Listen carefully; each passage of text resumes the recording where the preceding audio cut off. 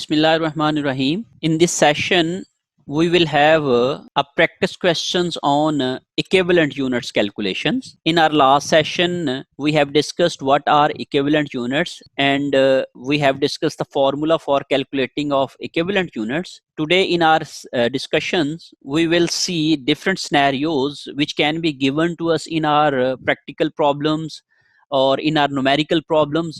And by using all those statements and information, how can we calculate equivalent units in different scenarios? We have different scenarios or different cases on which basis we will learn how to calculate equivalent units. So the basic information which I have derived for this question is for basic data for the quantities and quantity schedule. That is the unit production report or unit production summary.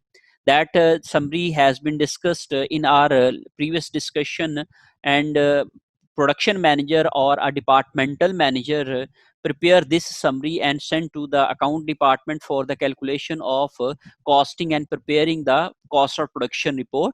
So this is basically that summary, and which contains the information regarding the number of units at the beginning of the period. When we started the period, what were the number of units we had in our inventory or in work in process. We have beginning work in process inventory. Then we have received units from department A, or we must say if this is a second department, then we can have this data.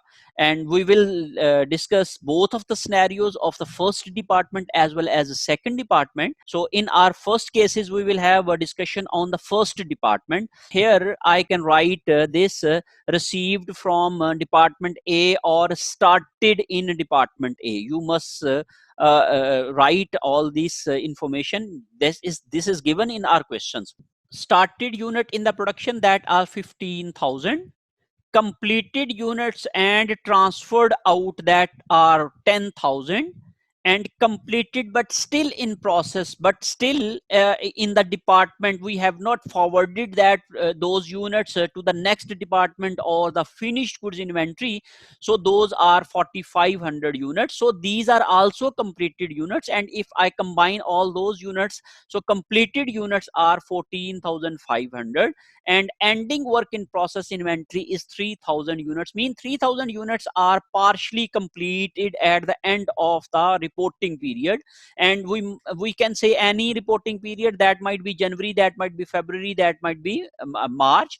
So as we have beginning inventory, so we can assume that this is the second period. Mean this is February, month of February, and the units which were at the end of the January, that were 2,500 units, and the units which are at the end of the February, those are 4,500 units.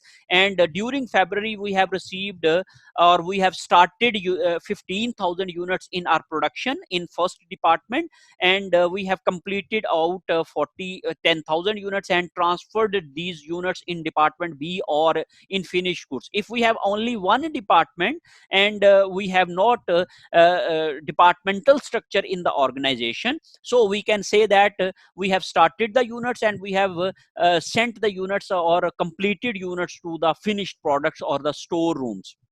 So because we are discussing departmental organization, or so we have started the units and transferred out, mean transferred to the next department. Those units are 10,000 units, and units which have been completed but still in that department, we have not yet sent those units into the next department, and the end date of February has come. So at that date, we have 4,500 units completed, but yet to send to the next department. And the 3,000 units are partially completed at the end date. So from this unit data, or from this unit information or this production information, we prepare two schedules. That is, number one is quantity schedule, and number two is equivalent unit schedule. we calculate equivalent units from this information, and this information is provided by the production manager or departmental manager. Every department manager will provide this information to the accounts department so that they may be able to calculate equivalent units, and by using those equivalent units they can calculate per unit cost of the inventory. Okay, here we have schedule, quantity schedule format. We have description, then we write beginning work in process inventory. If we don't have beginning work in process inventory, we can follow this format and place 0 units in beginning work in process inventory. Then we have received or added this period, so we have added this period 15,000 units.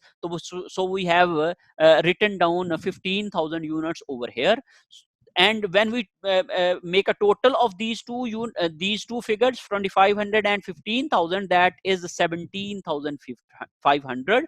So these are the units which were in the department in month of February, and we have to count for all those units. We had 2500 units at the beginning, and we added 15,000 units during February. So at during the February we have 17,500 units, and now we have to reconcile these units or account for these units. What happened to all these units, we have to mention that. So out of 17,500 units, we have completed and transfer them out. Transfer them out means transfer to finished goods or transfer to next department. So these are 10,000 units. So this information is given in our question, and on the basis of given information we make this schedule. So completed but still in hand, still in the process, still in the department. We have completed those units, but we have not transferred them out to the next department yet. We are still in hand. So these are for 4,500 units. So these are also completed units, because we have mentioned that these are completed units. So then 3,000 units are still in process at the end of the process. It means those units are partially completed. Work is being done on those units. They were not completed, and month of February was end. So that's why we have said that 3,000 units are still in process, and we have not, if we have not given this information, if we don't get this information from our question, so we can calculate that. How we can calculate that? We know that 17,500 units were the total which were put into the process. 2,500 units were the beginning, 15,000 units were put into this period. So 17,500 were total units. So we can write total units over here, and we can deduct by going reverse. We can deduct 10,000 and 4,500 units from this, and can get the ending work in process inventory, that is 3,000. So we will repeat this. We will practice this calculations again and again when we will having our questions on process costing. So you may clear all these points at that time as well.